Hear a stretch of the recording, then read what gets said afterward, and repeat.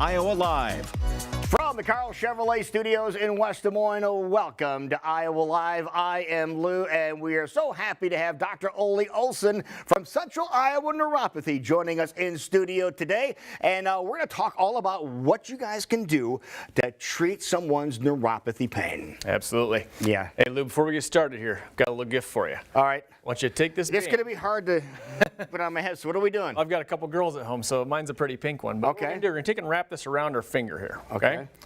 And just get it nice and snug on there. Okay. And this is going to make a little more sense here in a couple minutes. All right, so show the people at home a little bit of what's going on with neuropathy. All right, so we have the hair tie around our finger. So talk about this. Talk about peripheral neuropathy and what it really is. Yeah, so peripheral neuropathy really just means damage to the nerves outside of our central nervous system. So we have our brain and spinal cord, that's our central nervous system. The peripheral nerves are those nerves that leave the spinal cord going down your arms into your hands and fingers, down your legs into your feet and toes, and even those going into your vital organs. All right, now what are some of the symptoms that someone might be experiencing peripheral neuropathy? Yeah, there are a number of symptoms. A lot of times people think of pain, right? Maybe sharp, electrical shooting type pains. Sometimes it's more of a cold or burning type pain. But other people actually have no pain whatsoever. It's just more of like a numbness, right? Tingling. And there's people that have said that they've experienced it maybe in their fingers or things like that. And that could possibly be peripheral neuropathy. Yeah, absolutely. Things like balance issues as well. So people start getting a little bit wobbly on their feet. They're not as confident. And even with their fingers, you know, buttoning a jacket or buttoning their buckle or something like that. So if they're having a hard time buttoning things or even tying a shoe maybe. Dropping silverware, tying a shoe, yeah. All right. So that's something you really need to take a look at and some things that really need to be treated. But what's going on here? Why is this happening?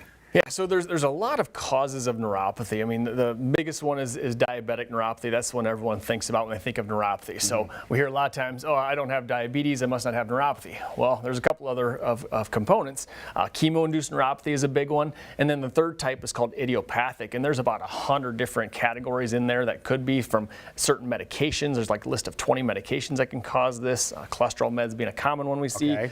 Really? Yeah. And a lot of people are on those statins. Yes, so, absolutely. Yeah, so that's a very common one we see. You know, exposure to different toxins and chemicals. So there's lots of different things in that category. So we really want to do a deep dive to figure out what could be causing this. But really, when it comes down to, it's blood flow. Really? So this is what we're taking a look at, and it's really cutting down, reducing the blood flow. Is it the blood flow around the nerve itself? Absolutely. So the blood flow. So a lot of times people go in and they get checked for their circulation in their body, right? And the cardiologist or whatever does some testing and says, oh, they're good to go. What they're looking at are the major blood vessels, and that's good to get checked. We want to make sure those major blood vessels are moving blood throughout the body. What we're looking at is more the microcirculation. So these micro blood vessels, the ones that come in, they wrap around the nerve, and as you can see, like this here. Yeah, they bring in the oxygen and the nutrients and these things that the nerve needs to thrive. And so if that's not getting the nourishment it needs, what's going to happen? It's going to die. It's going to start to die off. Yeah, and we see that third image there, and that's really what happens? They shrivel up like that? Yeah, you have a protective layer called the myelin sheath, which breaks down first, and then ultimately that nerve starts to die off and break down. Now, when that happens in the nerve, when it separates like that, think of a wire. You know, if a wire is separated, guess what's not going to happen? Absolutely. Current's not going to go through. Yeah. So take a look at your finger now. My blue finger? Yeah. So here, look at this. It's turning colors. You can get a picture of our fingers here. Yeah, look at this. You can see the difference in the tone. See, look how purple my finger is. Wow. So this is just a matter of a couple of minutes that we've been on here discussing this, that I've had this pressure on the circulation, right? Yeah. Now imagine if this stayed there for days, for weeks, months, even years. What do you think is going to happen to my nerves? And the thing that's really unusual, since we're talking, and now I'm feeling a little tingle in the tip of my finger right here now too, and that's what we're talking about. Exactly. And that's a lot of times an early sign. They feel a little bit tingle, feel a little bit weird, feel a little bit off. And then the symptoms start to build. And that's why it's so important to figure out what's causing this, because once we can get to that root cause, we remove the pressure. Yeah, I'm removing the root cause right now. Now let's talk about having a chance for people to come in and talk to you and sit down and learn all about this. You would give them that opportunity, right? Absolutely, yeah. Education to us is the most important thing, because most people have been told there's nothing you can do. Right. And even a neurologist will admit that nerves can heal. It's just a very slow healing process. Right. And so we want to teach you.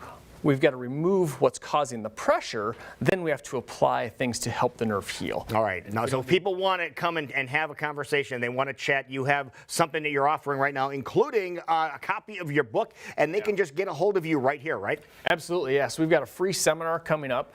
Space is extremely limited. These fill up very fast. So the first 15 callers are actually going to save some spots for you. So call in. We'll get you set up for your free seminar, which you can come in and learn some more information.